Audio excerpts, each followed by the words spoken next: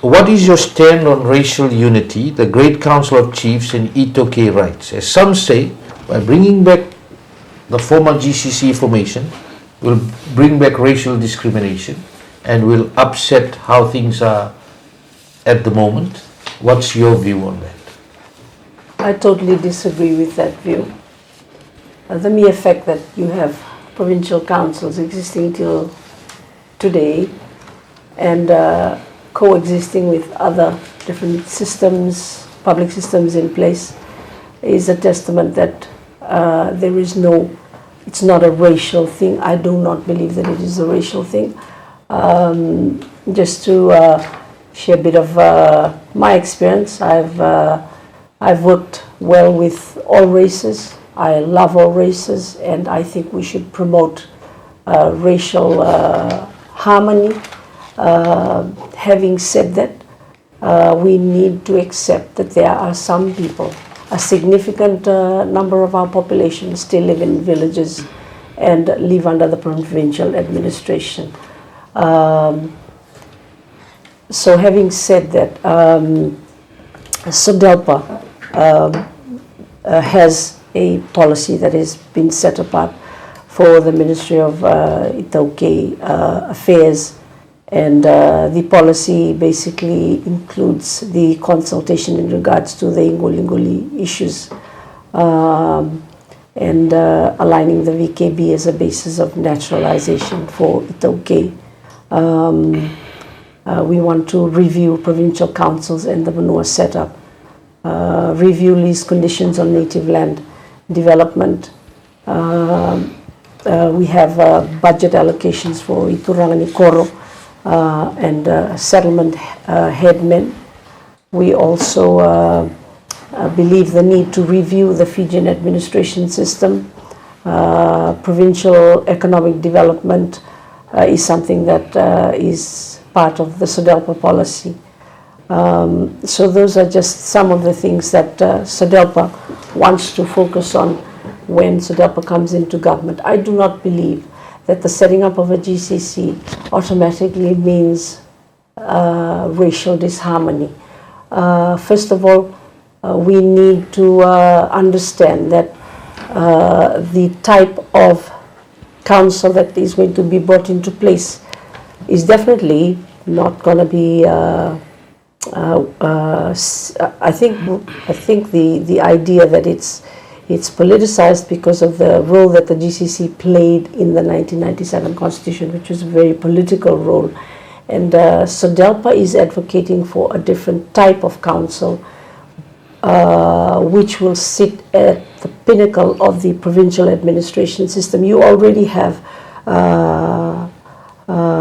Mbosini Koro, you already have Mbosini Tikina, you already have Mbosini Asana, and it's only natural to have sitting at the pinnacle of that pyramid, the GCC. Obviously, we will need to go back to the people and ask, because it is a significant shift in the sense that it's been taken away.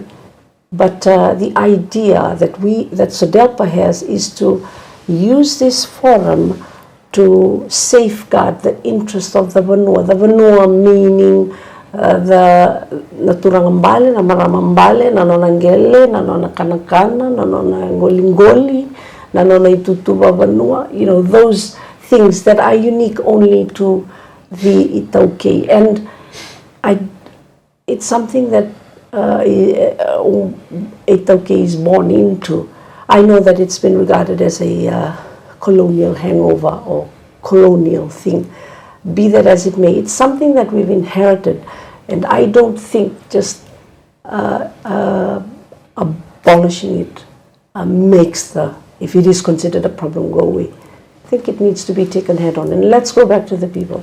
Let's ask them, how do you want this if you so really you want ask them first before bringing it back, or you will bring it back? This is what we are proposing, and obviously we will go back to them because in the Itoke Affairs Act there is a provision for the minister to set up such has the authority to set up such councils.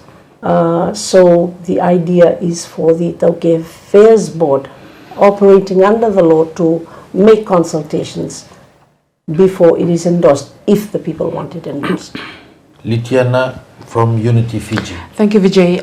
Unity Fiji is of the stand that the Great Council of Chiefs, they need to be reinstated back. We're looking at enhancing their roles by giving them opportunities to have further studies to help them carry out their roles better as leaders of the Vanua. We feel that the chiefs are very much an integral part of the Vanua itself. It's part of our culture. It's always been there from the very beginning. The other thing is we're going to realign their roles so they can help us with to achieve economic development and help out with our social problems as well. So Unity Fiji looks at the chiefs as having a very important role to play in society. They can actually help, like I had mentioned earlier, working together with the church leaders and the government to achieve both, come up with resolutions, having them implemented to resolve some of our social issues and economic development as well. Tainara Kotambua from Labour Party. Yes, the Fiji Labour Party believes that the decision to have the GCC back on board solely lies with the Itokais and the 14 provinces of Fiji. So it is upon the Itokais to decide. It's upon the 14 provinces to decide if they want the GCC back on. The government will only support them. So whatever the Itokais decide on land issues, the GCC, the government will support. Lenora from NFP. Thank you, Vijay. The NFP's vision is for a friendly and reformed and efficient system of Itoke administration. But first and foremost, I think all the ladies have spoken about it, is consultation. Nothing about us without us, I think, is the way to explain it. So we need to talk with all the indigenous communities. And I'm not just talking about the GCC. That will be a decision that the new government should support after widely consulting all Fijians. But it also extends to the other groups of ethnicities in Fiji, where we must be supporting the use of our local languages, the use of our local dialects, supporting cultural learning, our stories. We come from a long line of storytellers, but this has all but disappeared.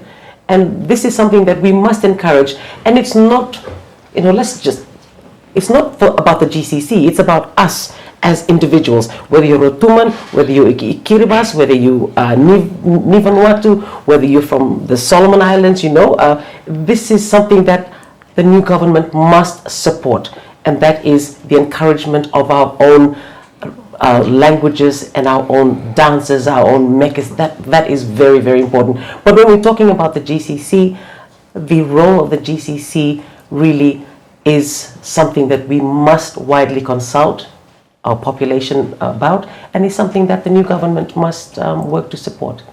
Linda Tambuya from People's Alliance. The People's Alliance government within the first 100 days will reinstate the Great Council of Chiefs. And we believe that their role and how they are now relevant in the 21st century should be left to the chiefs to discuss and decide. What has been mentioned about a wide consultation of Wali Tauke, we don't think that's necessary. I think it's important to let the chiefs decide once they convene what kind of GCC they will be to be relevant now.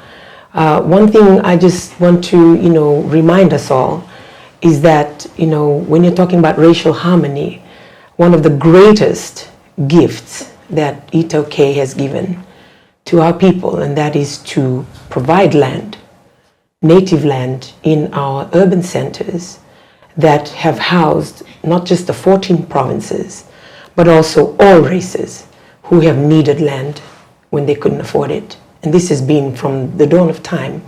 So, it is the kindness of the chiefs. I'm a product myself. I was raised in Wakanisala and Kalambu, and the 14 provinces sits there, as well as all races who were given the opportunity to start off their homes and their families until they're able to afford it and go out.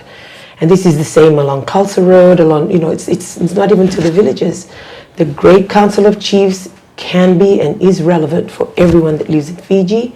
And if there is anything that they will promote, that is how we continue to look at land use and look at how we can have that available for everyone that lives in this country. And our people, our chiefs are the very first that would give away land if they need to help someone in need. And we even saw this with, even with the Veiraisi settlement, when they were evicted and their houses were torn down just in the last few months.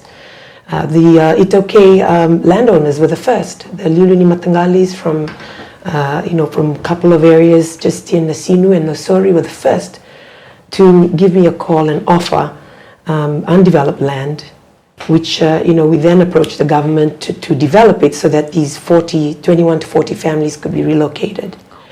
And regardless of what their ethnicity is, in order to help them to have a home.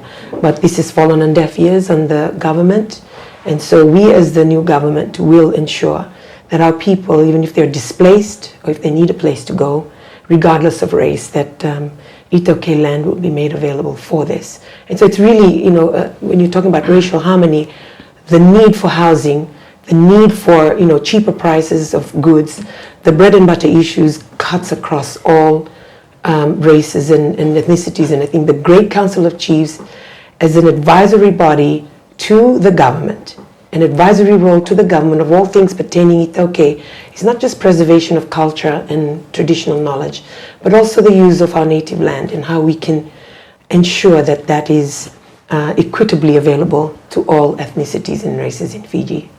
Could I just add, one of our paramount chiefs, Namaramana Rokutenduketi, initiated something very positive towards the descendants of the indentured